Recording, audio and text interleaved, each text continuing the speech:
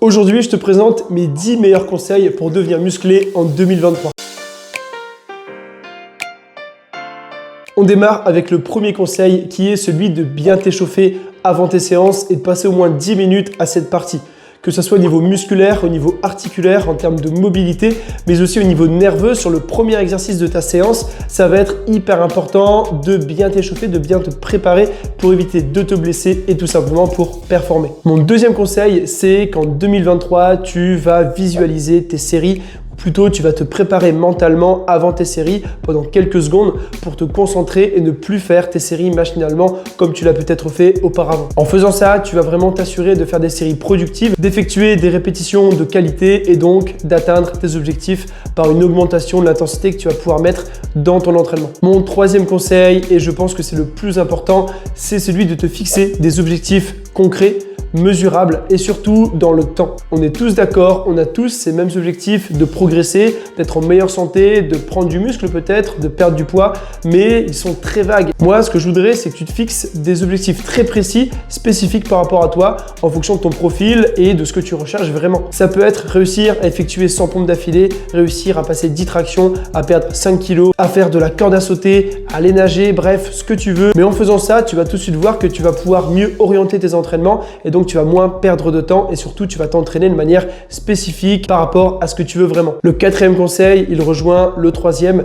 c'est celui d'être cohérent envers tes objectifs. Il y a une phrase que je répète beaucoup qui dit il faut que tes objectifs soient en accord avec les moyens que tu peux y consacrer. C'est-à-dire que si tu veux être champion olympique mais que tu ne peux t'entraîner que 2 fois par semaine, ça va être impossible. Mon cinquième conseil qui rejoint encore une fois les 2 précédents, ça va être celui d'annoncer officiellement tes objectifs, que ce soit à ton entourage proche ou même sur tes réseaux sociaux si jamais tu communiques beaucoup là-dessus. Pourquoi je te dis ça? Parce qu'en annonçant ce que tu veux faire et ce que tu souhaites obtenir en termes de résultats, ça va te mettre une pression positive qui va t'obliger et t'imposer une certaine rigueur pour réussir à y parvenir. Si tu gardes tes objectifs dans un coin de la tête, que tu ne les notes même pas et que tu te dis je vais les avoir, on verra quand, et qu'absolument personne n'est au courant, bien, il y a de fortes chances qu'à un moment donné, tu te dises bon, au final, je vais pas forcément vouloir les atteindre, j'y arriverai pas. Alors que si tu l'annonces, tu sais que ce sera impossible de dire ça. Ou si tu le dis, eh bien, on va vite te remettre les idées en place, entre guillemets. Et ça, c'est positif pour avancer. Sixième conseil, entoure-toi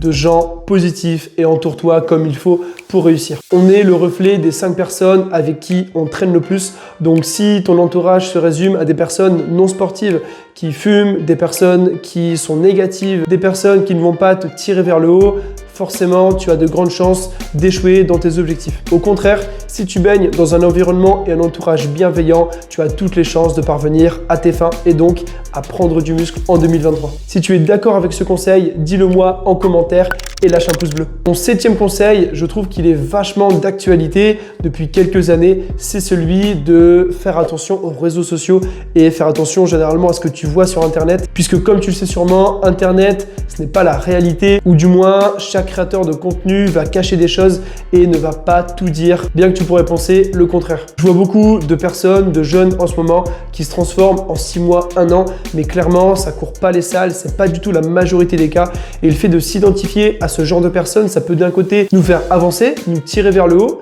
mais d'un autre côté ça peut très bien aussi nous démotiver, nous miner en dégradant l'image qu'on a de soi, et ça c'est très mauvais, ça ne peut qu'amener des frustrations et donc c'est à éviter absolument. Mon 8e conseil, et je pense que c'est celui qui fera le plus l'unanimité, c'est le fait de prendre plaisir à faire ce que tu fais et à t'entraîner pour réussir à vraiment bien prendre du muscle en 2023. Il y a une phrase qui dit « la passion amène la patience ». Je crois qu'elle est de Mandela, je suis plus très sûr. Mais en tout cas, elle est super vraie et c'est vraiment pour moi presque le point de départ de tout accomplissement. Si vous vous efforcez à effectuer un programme qui ne vous plaît pas, qui ne vous donne pas envie d'aller vous entraîner, il n'y a aucune chance ou presque que vous réussissiez à vous transformer. À l'inverse, si vous arrivez à trouver le juste milieu entre ce que je dois faire pour mes objectifs et ce que j'aime faire vraiment, eh bien il y a de fortes chances que vous fassiez ce programme pendant très longtemps et que vous obteniez les meilleurs résultats possibles puisque ça s'obtient sur le long terme. C'est pourquoi pour le 9e conseil, ce que je vous conseillerais, c'est de vous faire encadrer,